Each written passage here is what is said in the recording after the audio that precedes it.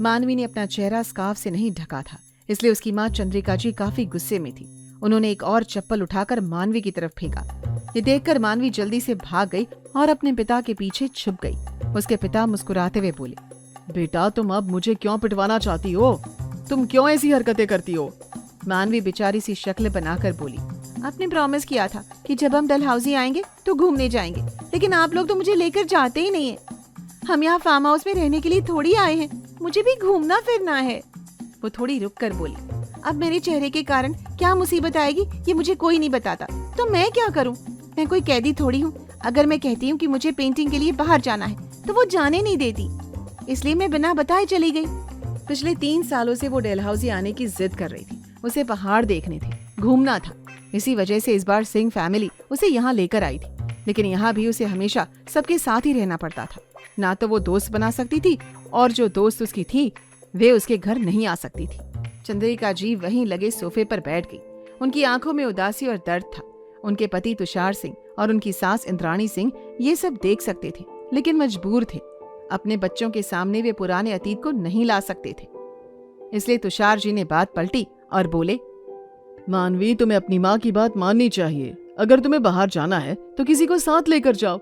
जमाना अच्छा नहीं है, तुम इतनी खूबसूरत हो, इसीलिए सब डरते हैं। मानवी मासूम सी शक्ल बनाकर बोली, अच्छा ठीक है, सॉरी, अगली बार किसी को साथ लेकर ही जाऊंगी।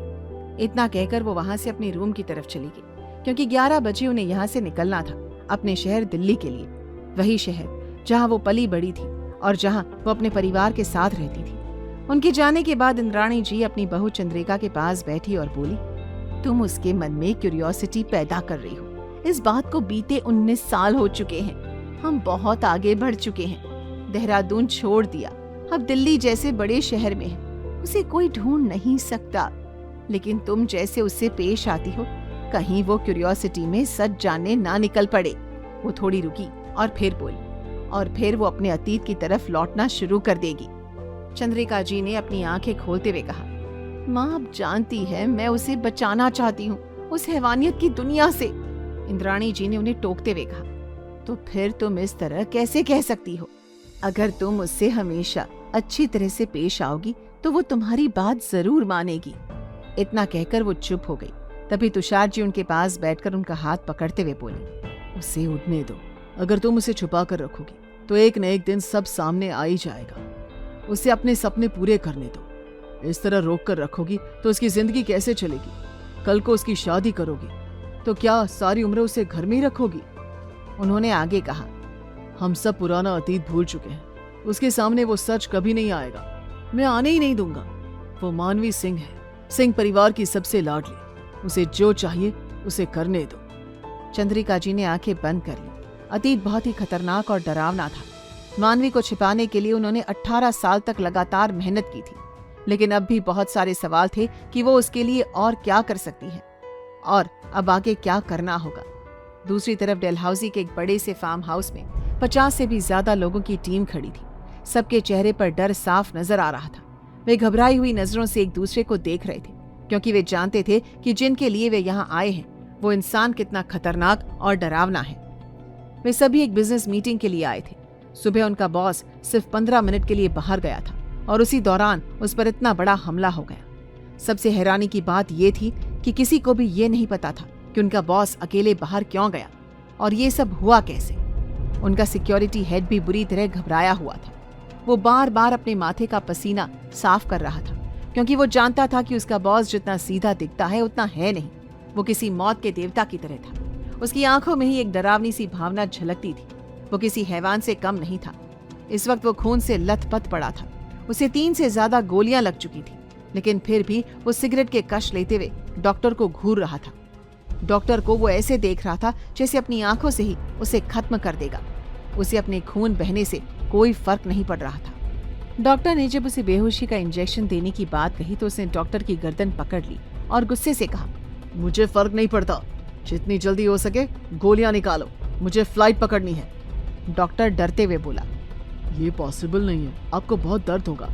वो धीरे से बड़बड़ाया, दर्द मुझे नहीं उसे होगा, वो खुद मेरी बाहों में जो आ गई है। वो पागलों की तरह मुस्कुराया और बोला, उसकी महक मुझे पागल कर रही है। वो पहली लड़की होगी जो अभय रायजादा का जुनून और पागलपन देखेगी। डॉक्टर डरते डरते उसकी बॉडी से गोली निकालने की कोशिश कर रहा था, क्योंकि उसे पता था कि अगर जरा भी चूका तो इसकी कीमत जान देकर चुकानी पड़ेगी। डॉक्टर के माथे पर भी पसीना था। वो मन ही मन दुआ कर रहा था कि ये इंसान दोबारा उसके सामने कभी ना आए, लेकिन ऐसा मुमकिन नहीं था। उसे और उसकी मेडिकल टीम को हर महीने लाखों रुपए सिर्फ अभय का ध्यान रखने के लिए मिलते थे। तभी फार्म हाउस पर वो गार्ड वापस आया जो मानवी को वहां तक छोड़कर गया था। वो सीधे अभय के सामने घुटनों के बल बैठ गया और बोला, मानवी सिंह नाम है उनका, सिंह परिवार की सबसे छोटी बेटी है। अभय के चेहरे पर हल्की मुस्कान आ गई। उसे सोचते हुए कहा, इतनी हसीन कि हर कोई उसका दीवाना हो जाए। गार्ड धीरे से बोला, वो लोग 11 बजे की फ्लाइट से वापस जा रहे हैं। बाकी की जानकारी निकलवा रहा हूँ। कोई और हुक्म हो तो बताइए किंग। अभय ने उंगली से जाने का इशारा किया और डॉक्टर की तरफ देखकर कहा, 1 घंटा है तुम्हारे पास, जल्दी करो। डॉक्टर अंदर से कांप रहा था। वो सोच रहा था, क्या ये इंसान मौत से नहीं डरता? क्या इसके पास कोई सुपर पावर है? इतना खून बह चुका है और फिर भी इसे कोई फर्क नहीं पड़ रहा। अभय ने अपने सिक्योरिटी हेड और असिस्टेंट की तरफ देखा और कहा, माइकल 5 मिनट के अंदर सबको यहाँ से भेज दो और शाम 4 बजे तक मेरी क्वीन की सारी फाइल चाहिए। समझ रहे हो ना? माइकल ने बस सिर झुका दिया। माइकल ही अभय रायजादा का सबसे भरोसेमंद आदमी था, मार्शल आर्ट्स में ट्रेंड और अभय जितना ही खतरनाक। डॉक्टर ने गोलियां निकाली और ड्रेसिंग की और वहां से ऐसे भागा जैसे जान में जान आई हो। बाहर उसकी टीम खड़ी थी। उनमें से एक नर्स ने धीरे से कहा, मुझे तो उस लड़की पर तरस आ रहा है। उसे पता भी नहीं कि उसने किस हैवान की मदद की है। डॉक्टर ने गुस्से में उसकी तरफ देखा और कहा, अपनी जुबान बंद रखो। अगर किसी ने ये सुन लिया ना तो यहीं दफन हो जाओगी, तुम्हारी बॉडी तक नहीं मिलेगी। अगली बार कुछ बोलने से पहले सोच लेना कि किसके बारे में बात कर रही हो। नर्स चुप हो गई, पर टीम में एक और डॉक्टर थी जो अभय को अलग नजर से देख रही थी। वो बस मुस्कुरा रही थी। वो इस टीम का हिस्सा सिर्फ इसलिए बनी थी ताकि वो अभय रायजादा के करीब रह सके। अभय रायजादा कभी किसी पर ध्यान नहीं देता था। हर कोई उसका फॉलोअर था। बिजनेस की दुनिया में उसका नाम था, पर उसके कई काम कानून के दायरे से बाहर भी थे। उसने अपनी खून से सनी शर्ट उतारी और फिर वही स्कार्फ हाथ में लिया जिसे मानवी ने उसे बांधा था। उसे महसूस किया, आंखें बंद की और धीरे से फुसफुसाया, बच्ची तुमने गलती कर दी। तुम्हें मेरे करीब नहीं आना चाहिए था। मैं अपनी चीजें वापस नहीं करता। जो मुझे पसंद आ जाए वो सिर्फ मेरा होता है। तुम्हारी महक मुझे पागल कर रही है। तुम मुझे बचाने नहीं, खुद को बर्बाद करने आई थी। देखा ना क्या कर दिया तुमने? मुझे खुद का दीवाना बनाकर चली गई हो। दूसरी ओर मानवी इन सब बातों से अनजान अपने कमरे में पैकिंग कर रही थी। उसकी आंखों में हल्की उदासी थी।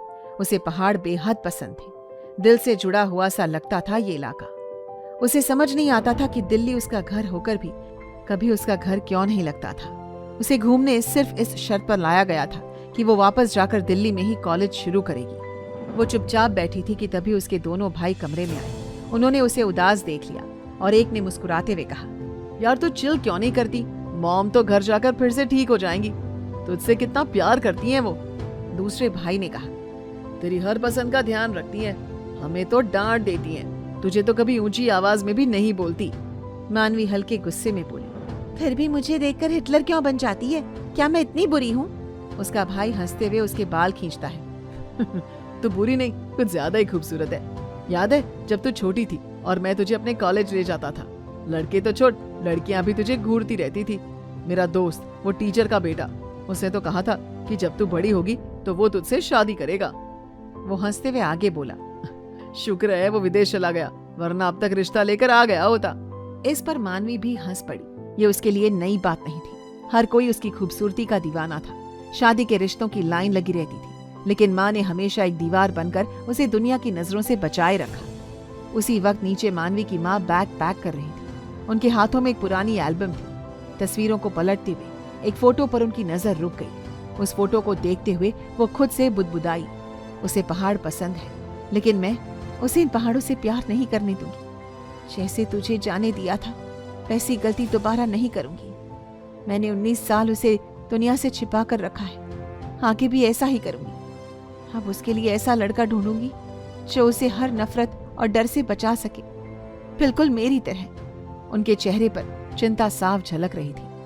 अतीत फिर से लौट कर आने को था और वे जानती थी मानवी का सामना अब उस सच्चाई से होना तय है जिससे वो इतने सालों से बचती आ रही थी। क्या चंद्रिका जी मानवी को अभय रायजादा से बचा पाएगी? क्या है मानवी और चंद्रिका जी का अतीत? रोमांस और सस्पेंस से भरी इस कहानी में खुलेंगे अतीत के गहरे राज। बस बने रहिए हमारे साथ और सुनते रहें हिज सीक्रेट ऑब्सेशन, सिर्फ और सिर्फ प्रतिलिपि FM पर।